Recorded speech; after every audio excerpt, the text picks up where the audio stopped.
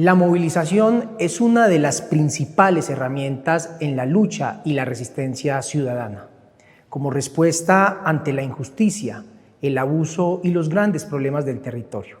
Los ciudadanos se unen en movimientos y convergencias en una sola voz. Hoy hablaremos de movilización social con la comunicadora Alejandra García. Comenzamos.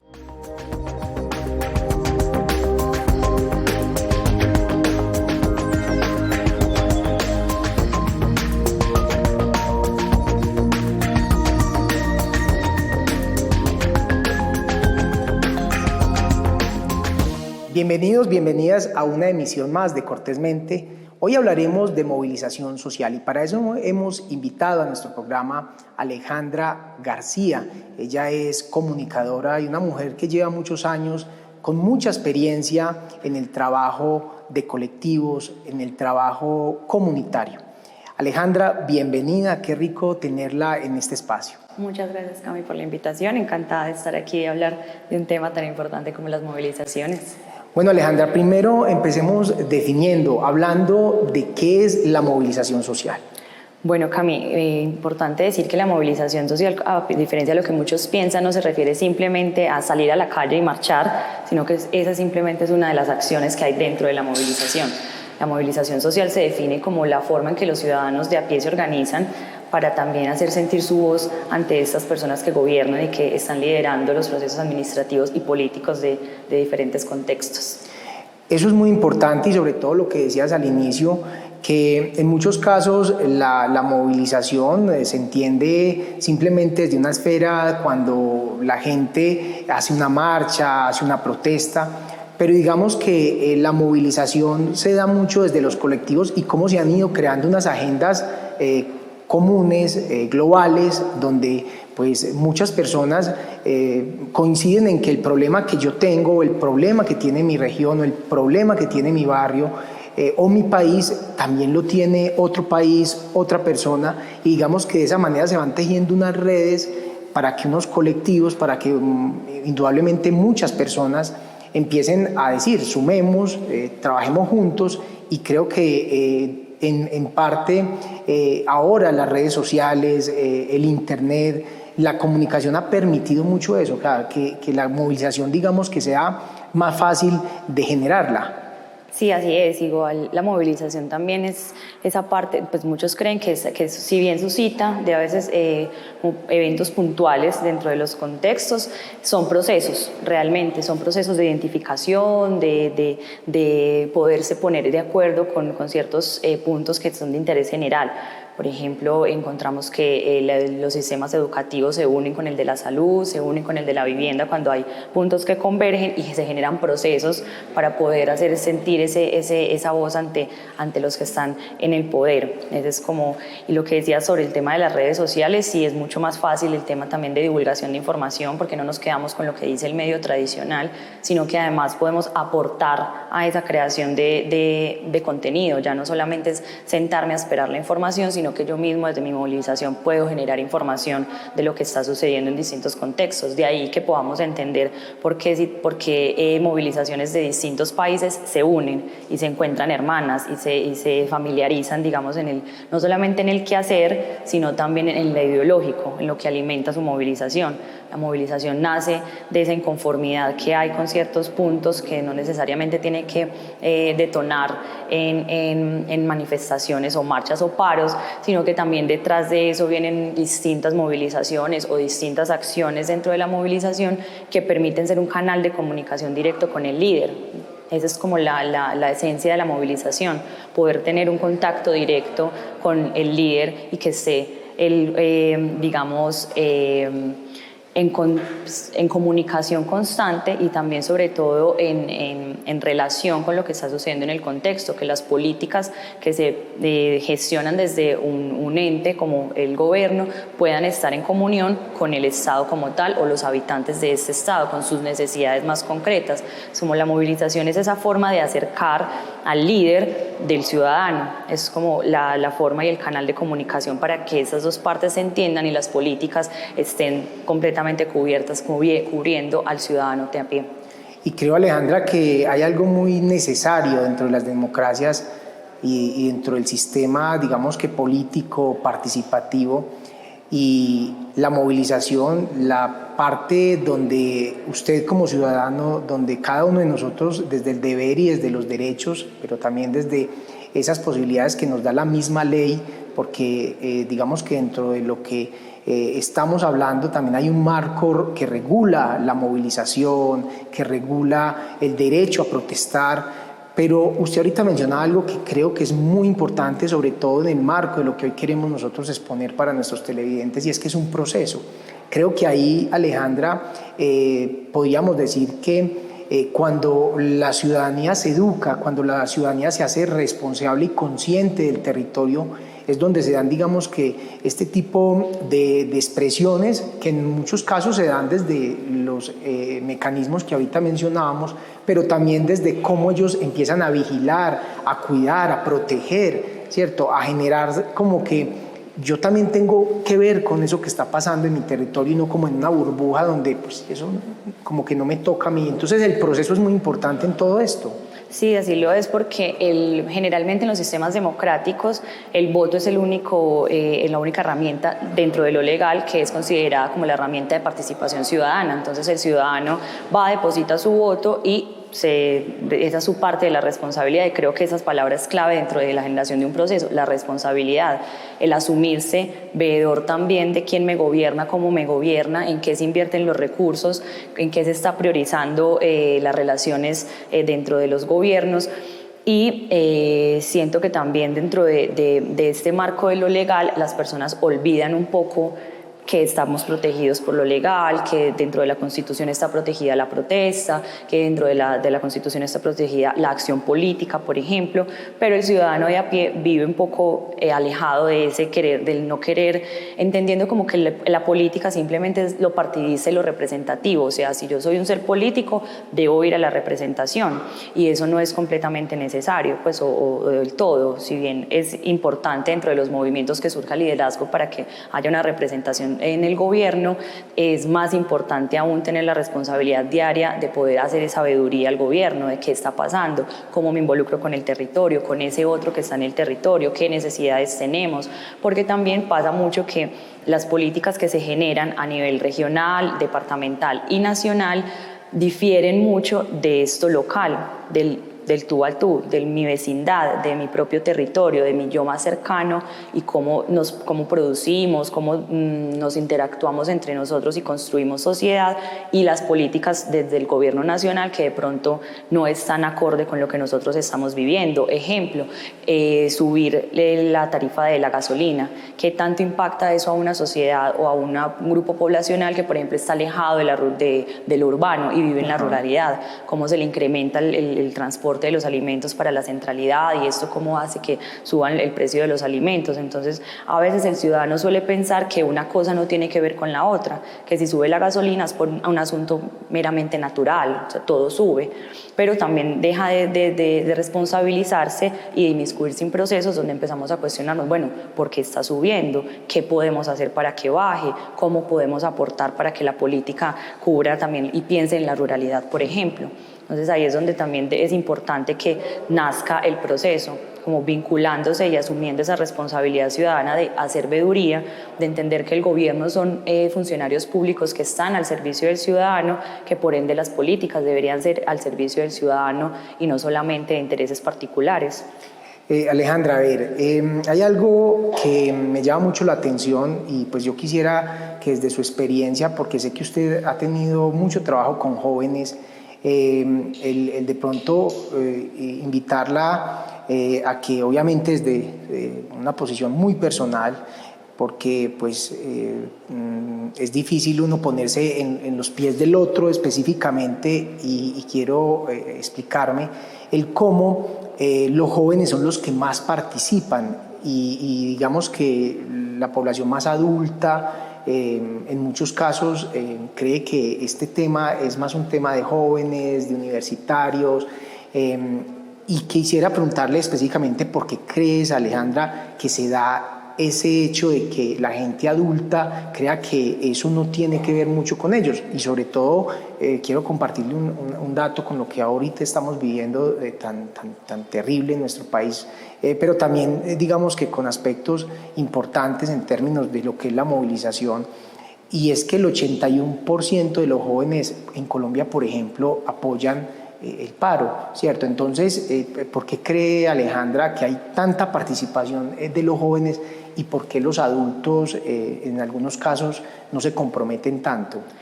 Pues yo pensaría que es un tema también de que el adulto empieza a pensar que ya no hay nada que cambiar, que ya el mundo está como está y que poco pueden hacer. Digamos que es un asunto que va, como voy ya de salida, entonces voy un poco resignado a que no he cambiado nada, no se ha cambiado nada, la política sigue moviéndose con los mismos parámetros, entonces se apaga un poquito esa llama del querer estar en el proceso del cambio. En los jóvenes, pues mencionabas el tema de los universitarios, creo que hay un punto importante ahí cuando hay esa transición del colegio a la universidad, donde también abres ya un mundo no solamente de información académica, sino de interacción con otras personas, donde te das cuenta de otras realidades. Entonces empieza también un asunto que se mezcla con esa euforia juvenil también de querer estar, de querer cambiar, de querer revolucionar,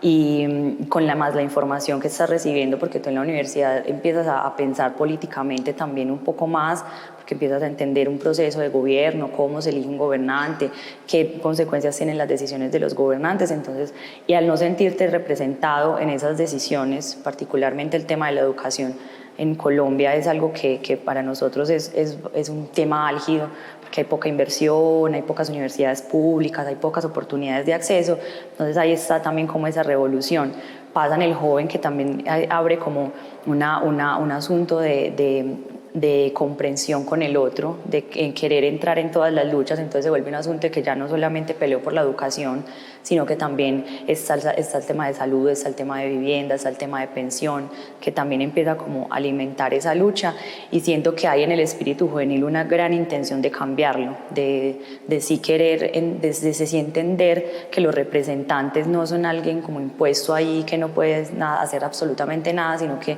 está esa parte participativa y de acción, de asociatividad con el otro, que también es bien importante y que en la juventud se ve, me parece que mucho más que en los adultos. En los adultos empieza ya el tema de responsabilizarse un poco. A veces la revolución o la movilización está muy asociada con el tema de las hormonas rebeldes o ese chispeo juvenil, cuando sería bastante importante comprender que todo nos permea a todos, que las decisiones políticas inciden tanto en la población joven como en la adulta, como en los niñez, como en los ancianos, y que una verdadera movilización también debería incluirlos a ellos. Siento que es muy reacio.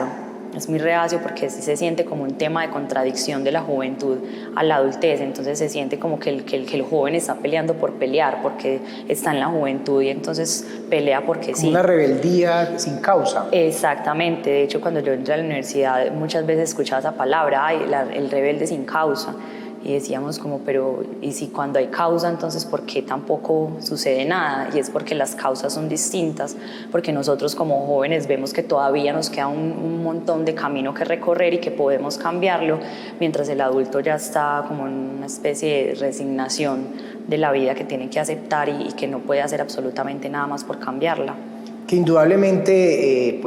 como todo, hay muchas personas, hay muchos adultos que obviamente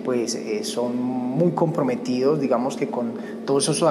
aspectos que tienen que ver con la movilización, pero sí hay una tendencia en que las personas a más edad, y por eso cuando se ve un adulto mayor,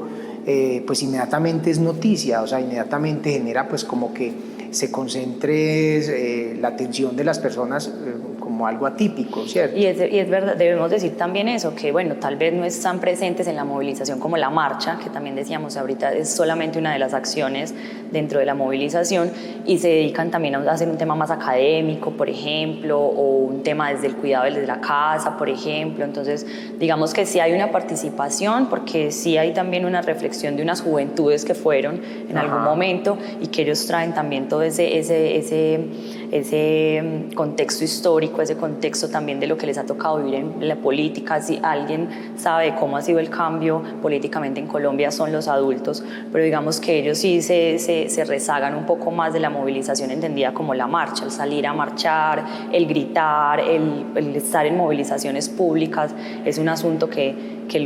yo de hecho acá en el Retiro, cuando estuvimos haciendo esta semana movilizaciones, nos encontramos con que sí iban, pero iban a apoyarnos desde otras formas. Entonces eran los que nos llevaban de pronto el mecato para merendar, las herramientas, las carteles, los papeles, los marcadores, los vinilos, pues era como su forma de aportar, pero no participaban activamente ya de lo que era como las marchas, el plantón como tal. Sí, creo que en eso tiene usted, Alejandra, toda la razón. Las formas, digamos, que van cambiando, porque también estamos hablando que el tema, y hay que ser, digamos, que muy claros, que el tema de la movilización social no es un tema actual, no es un tema que se está dando. Obviamente, pues estamos en algo que obviamente es muy actual por los hechos que todos sabemos. Pero este tema, y por eso ni siquiera lo hemos querido enmarcar específicamente en lo que está pasando en nuestro país, sino que queremos hacer, digamos, que una referencia y unas reflexiones en torno a lo que es la movilización, porque en la historia, y sobre todo Suramérica, ha dado grandes luchas en términos de la movilización social. Hace algunos programas hablábamos lo que ha sido y ha significado el movimiento de mujeres para defender, digamos, que la equidad de género, el feminismo, el tema obrero, que pues desde la revolución industrial, en fin, y hacia atrás. O sea, hay muchos aspectos que indudablemente han suscitado muchas movilizaciones en la historia, que obviamente hoy con las herramientas que tenemos de tecnología, todo el mundo graba, todo el mundo puede comunicarse, lo que pasa en un país inmediatamente nos damos cuenta. Entonces eso ha permitido, pero la movilización y las luchas han sido desde hace muchos años. Y quisiera, Alejandra, que habláramos de lo que tiene que ver con la cultura, porque a veces en los municipios, por algunas estructuras de pensamiento que nos han ido compartiendo de generación en generación y que se van pasando, en el caso de esa mentalidad un poco de aceptar el colonialismo, el eurocentrismo, hacen que muchas veces se estigmatice, se señale la movilización social, casi que estaríamos diciendo que tenemos que quedarnos calladitos, es mejor esperar a que todo pase, y ser a veces muy benévolos con las injusticias. En esa medida, desafortunadamente, algunos aspectos muy tradicionales en la educación, en la formación, en los valores o en los contenidos morales de las personas hacen que se estigmatice y se señale la movilización. Así es que pues hay que referirse también a que históricamente hemos adoptado ese pensamiento de pensar que el líder es alguien que se impuso casi que espiritualmente y llegó ahí y tiene un derecho inamovible a tener ese poder o ese rol que tiene. Mientras que el ciudadano entonces debe ser ese personaje que aguanta, que espera, que bueno, en unos 4 años cambiará, o que ya incluso está resignado a ese círculo de corrupción y de robos, por ejemplo. Es como que robe, pero que no robe mucho. Entonces eso se vuelve una cuestión que culturalmente marca mucho, porque entonces nos venimos pensando, por ejemplo, en que la movilización social, por ejemplo, no sirviera. Uno a veces se queda pensando en ¿será que sí está aportando? ¿Será que sí estamos avanzando? En los jóvenes se ve mucho ese tema de querer el cambio inmediatamente y decir, pero ¿por qué si ayer salí a marchar hoy, por qué el mundo sigue igual? Y es entender que precisamente no solamente estamos afrontando a un sistema de gobierno, sino también a un sistema cultural completamente, donde tenemos que empezar a ver la protesta de otra manera, la movilización de otra manera, reconciliarnos también con que quien hace veeduría ciudadana no es que esté en contra del gobierno o no es que esté esperando ese cargo público para ejercerlo, sino que simplemente está siendo un ciudadano que está ejerciendo su derecho a hacer veeduría de la administración que estamos haciendo gubernamentalmente. Entonces yo sentiría que también se nos ha metido tanto este tema que nos da miedo ser parte de la movilización ciudadana, porque entonces me echan del trabajo o porque entonces me van a tildar de que soy revolucionario, de que estoy haciendo estragos, de que hago parte pues como de estos grupos, que también es otra cosa que pasa con la movilización culturalmente, y es esa satanización de la movilización como el que quiere generar caos por generarlo. Y culturalmente eso es un arma de doble filo, porque finalmente si bien tú estás trabajando para una empresa, trabajas 8 horas, el resto de las horas eres ciudadano y habitante del mundo. Deberíamos tener esa noción también de poder asumir que no hay condición para que de un trabajo me echen porque estoy haciendo parte de un colectivo o parte de una movilización. Siento que también es una falta de educación dentro de lo político, enseñarnos a ser seres políticos, enseñarnos a que tenemos que preocuparnos por eso, porque tiene que ver con nosotros, porque la política no es solamente la representación y el partidismo, sino que es la acción ciudadana que hago yo cotidianamente. Cuando voy a la tienda y compro una libra de arroz, estoy haciendo política. La forma en que me visto es una forma política, la forma en que me relaciono con mis vecinos es una forma política, y que no necesariamente la movilización tiene que estar en contra de algo. Por ejemplo, podemos hablar de ruralidades donde están más alejadas de lo central, entonces ahí, digamos, el Estado no alcanza o el gobierno no alcanza a llegar y es un mini Estado que se forma. La movilización social es simplemente la asociatividad con el otro en pro de un bien común. Nosotros acá lo vemos como simplemente la oposición por oponerse o el estar en contra de algo simplemente por estar en contra, mientras que la movilización debería ser vista también como esa forma en que me relaciono con el otro y nos movilizamos en pro de un bien común. Si tú siembras tomate y yo siembro cebolla, pues cómo intercambiamos y hacemos de esto algo que fluye. Ahí hay movilización y hay colectividad. Alejandra, en lo que acabas de mencionar quiero situar la próxima pregunta, y es que, a ver, actualmente hay muchos movimientos colectivos, digamos que como desde estos movimientos alterglobales, que además sitúan temas muy interesantes, medio ambiente, el tema de bienestar animal, el cambio climático, temas globales, temas que nos tocan a todos, porque a veces uno cree que yo en mi casa, eso tiene nada que ver conmigo, y ahora en este mundo todo tiene que ver con todo. Y en esa medida aparecen unos escenarios muy interesantes, que como usted lo mencionaba, no solo son espacios gubernamentales, políticos, o que digamos que están directamente relacionados formalmente